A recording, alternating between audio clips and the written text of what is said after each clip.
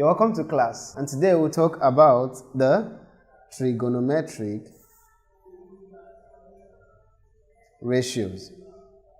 This is a continuation of our introduction to trigonometry, which we discussed in our last class. The three trigonometric ratios, as seen in our previous lesson, are the sine, the cosine, and the tangent.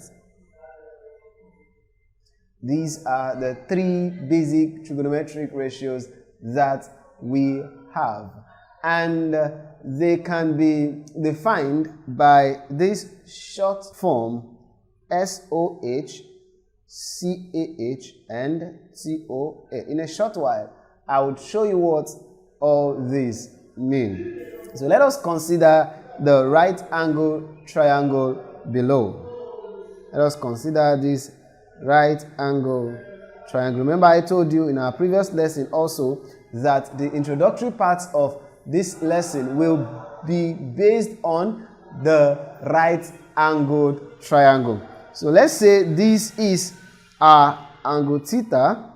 This is where the angle is facing, and this is our side A. This is A, while this is B, and this is C.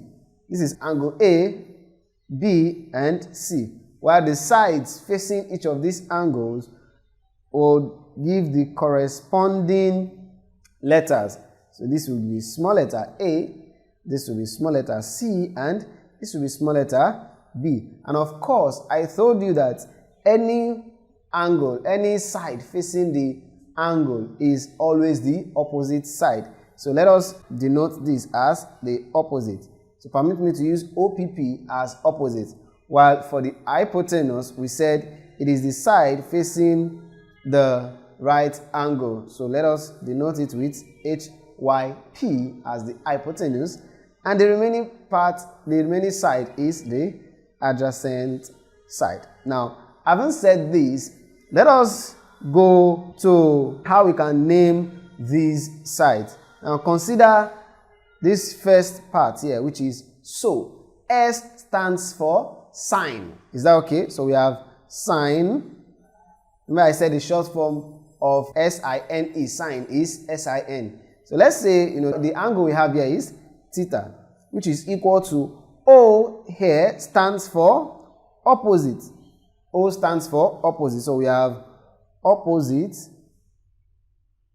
all over. H stands for hypotenuse. So all over the hypotenuse side. Is that okay? Now, what is the opposite side in this triangle ABC? Of course, the opposite side is equal to C.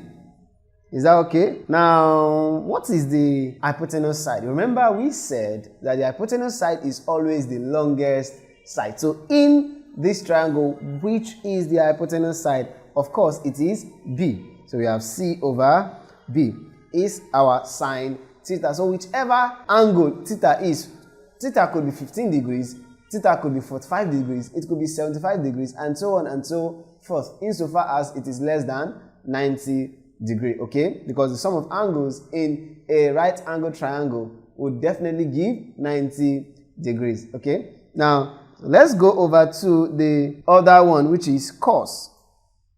Now we have car.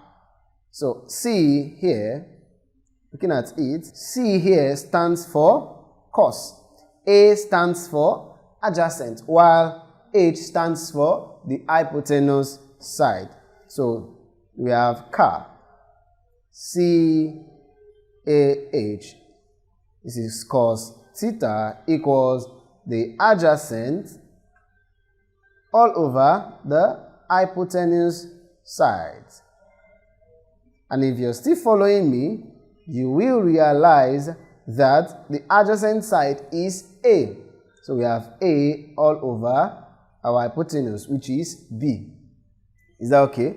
Don't worry, while solving problems, you understand how to relate all these parameters together to get your answer. So, toi, remember this is TOA, this is so, toi. Is that okay? I learned this way back in my primary school, and since then I've not forgotten it. So toi, T stands for the tangent. Is that okay? So, and we said the short form is tan. So tan theta equals, of course, O is opposite. So we have opposite over the adjacent side. And from the right angle triangle, our opposite side, of course, is the side C, while adjacent is A. So we can say tan theta is equal to C all over A. Now, having said that, these three trigonometric ratios have their reciprocals. Reciprocal in mathematics is actually the inverse of a particular function. So let us say we have A as a term or anything. Is that okay? The reciprocal of A is A inverse, right? Which is equal to 1 all over A. So the reciprocal of sine theta exists such that 1 over sine theta is equal to the trigonometric function cosecant. Is that okay? 1 over sine theta is cosecant, and the short form is cosec. Just like we have tangent, whose short form is tan. Is that okay? So for cosecant, the short form is cosec, which is equal to 1 over sine. What if we have 1 over cos theta? 1 over cos theta is equal to secant theta. This is theta and this is theta. Okay? Secant theta, and secant theta, the short form is sec theta. Sec theta. Alright? Now, the last trigonometric function is, the last reciprocal is 1 over tan theta. And 1 over tan theta is trigonometric function cotangent. Is that okay? Cotangent. So it is equal to cotangent theta. And the short form is cot. Cot theta. Is that okay? So when you see these functions, when you see these trigonometric relations or ratios, then you should know that they mean almost the same thing with our fundamentals, which are the sine, cosine, and tangent. But the only difference is that we're going to take the inverse or the reciprocal of those functions. Is that okay? Now, such that, remember, sine theta is equal to opposite over hypotenuse. Therefore, the inverse of sine theta, which is cosec theta, will be equal to 1 over sine theta, right? Which is now equal to 1 over opposite over hypotenuse. And of course, cosec theta will now be equal to hypotenuse over opposite. So that is it. So in the same vein, we can also analyze for the inverse or the reciprocal of cos. Is that okay? So cos theta, which is equal to the adjacent all over hypotenuse, is equal to secant, which is sec theta. And remember, sec theta is 1 over adjacent over hypotenuse. Is that okay? Therefore, sec theta will give us hypotenuse over adjacent. Is that okay? And we can also perform the same thing for the reciprocal of the tangent, which is cotangent. Is that okay? So tan theta, remember, tan theta is equal to opposite over adjacent. Is that okay? So the cotangent, which is cot theta, will now give us 1 over tan theta, right? Which is equal to 1 over opposite over adjacent, which therefore is equal to adjacent over opposite.